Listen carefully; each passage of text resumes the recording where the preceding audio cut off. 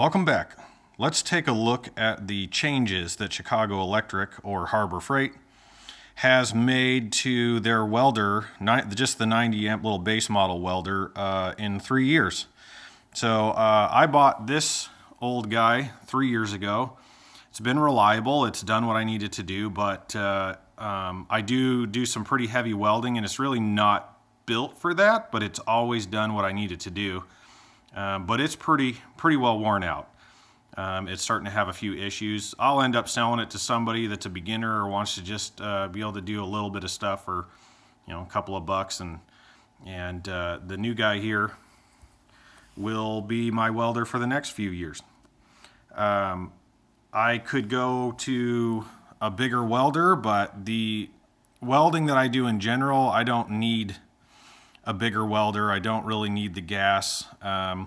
I do a lot of seam welding, like body work, and then exhaust and things like that. And because it's thin wall, never more than maybe 14 to 16 gauge, it really isn't anything, that needs a bigger welder. I have done some, L channel and square tubing and things like that, and made some rolling frames for things, and it's done well for that. So it actually has been a good welder. But like I said, I burn it out. But they've done a lot of changes over the last few years, and I wanted to kind of go over those. A lot of the things I've complained about, probably mostly to myself while trying to weld, they've changed. They've done a lot of work to these, redesigning them, and they actually give you a little bit more in the box when you get it. First off, the one thing immediately upon using it, the old welder had a plastic tip, and it melted down very quickly. It was not a very good tip. The one that's on here now, I actually bought. It doesn't even fit it, as you can see. It fits it well enough that it's worked for what I need it to do instead of being all exposed, but I ended up having to buy a second one of the tips, and you can't get spare tips for these from Harbor Freight. I've never tried to order one like through Chicago Electric, so I don't know. But that tip has been changed to this. Much more stout. It'll last a lot longer. And it's pretty heavy duty. Now, the next thing that I would look at is the dial itself. This dial is pretty small. Not real easy to monkey with when you're wearing welding gloves. They've actually made this one quite a bit chunkier. Should be a lot easier to weld with, or to use with the gloves. Then we've got the ground clamp, and you can see my heavy use has actually melted it and burn it down quite a bit. And it was never very strong. It's hard to get it to clamp onto a lot of things. It's a fairly weak spring, and I don't know if being copper compromised it in any way, but they did change to steel, I guess. Whatever this is, probably aluminized steel or something. And the spring is much stronger, so it'll clamp on better, give me a little bit better conductivity, so maybe it won't melt down quite as fast. Another thing, just the placement of the handle. This one's up front, the weight's towards the back, so when you pick this thing up, it's pretty kiddly-wampus. So you pick it up and it starts flopping around, and it's really hard to use.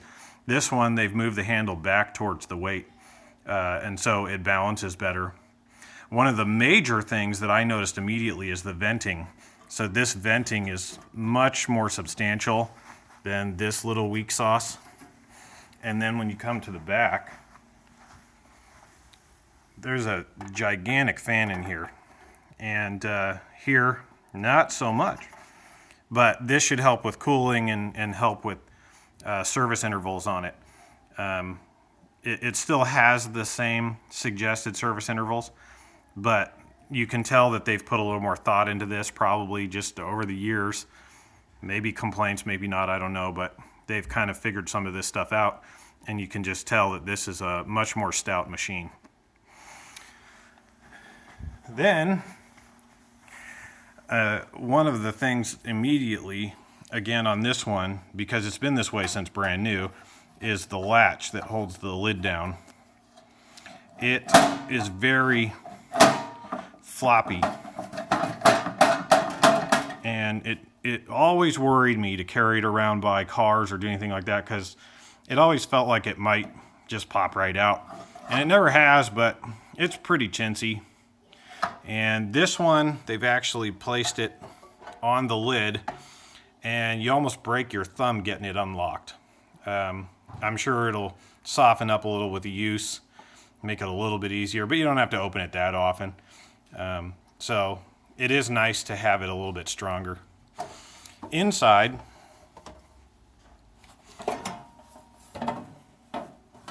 and you can tell this one's really worn out. The bolts for the hinge have died. This one you can see, like this little, the clamp for the wire, kind of chintzy. And this one got a big old fat knob, so again, much easier to grab onto. This whole unit is actually way more substantial, and I'm hoping that means it has a little bit stronger gears inside, or just better gearing. This one is so small. The reason that it's not really working for me anymore is because it's skipping a lot. It's not feeding the wire continuously anymore. It's pretty well worn out that way. Back here again, you just got this little wing nut, and then this backup mount. So it's kind of a strange setup, but you got the wing nut just to lock it on. Then you've got this, and it's kind of hard to get to, especially if you have gloves on. Over here, they put a big old knob on here, made it a lot easier to deal with, and then this goes over the top of the spool. And then this one actually came with a spool. Now, it is true, in 3 years I haven't used the Harbor Freight spools. They are very splattery, and they haven't really been the quality of higher end welding spools from Home Depot or Lowe's. So it's kind of true that when you buy Harbor Freight tools, the tool does just fine, but any accessories or things that you need for it, it's better to buy those at a higher end store and get the quality there. This machine functions no worse than any more expensive machine of its type at a big box store, but this stuff in general does start to show where corners may have been cut. But again, in 3 years I haven't used their stuff, so they came with a free spool. I don't mind grinding down a little bit of splatter depending on what I'm doing, so I'll give it a shot and see if maybe they've upgraded this by chance. I doubt it, but it's a possibility, and maybe I'll talk about that later. The other thing is looking at my floppy lid, it's just a floppy lid. And on the new one, they've actually given you a little bit of a graph to give you an idea of the different ways to use the machine and the best settings and all that. So that's just a nice little added bonus. I've been using them for so many years.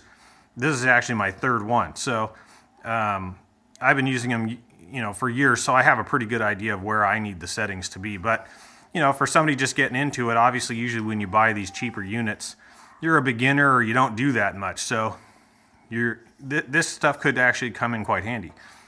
It also came with a little guide on your welds and how to mess with your welds. That didn't come in the old one. So that may or may not be useful for you, but it's just nice to see that they've kind of adjusted some of the details, and they've really thought about this machine over the years and changed a lot of things. And the sad part is, I paid less for the new one than I paid for the old one. I think I paid $90 for this when it was on sale. I paid $81 yesterday for this one on sale. So a little bit better quality, a little bit more thought put into the unit. And I paid less. So if you're thinking about using something like this or picking one of these up, just some ideas so you can see how things have changed over the years with this particular company. I've never had a problem with them. There's things I don't buy through them. I've bought drills through them before, and you know, they're okay. They're usually pretty big and clunky, and they don't necessarily work as well as a higher end one. So I tend to go with the higher end ones when it comes to things like that. I just don't want to be messing around constantly charging it. So anyway, maybe that'll help you out a little bit. At some point, maybe I'll do a video on some welding so you can kind of see what these really can do. They work fairly well, so hope you enjoyed the video.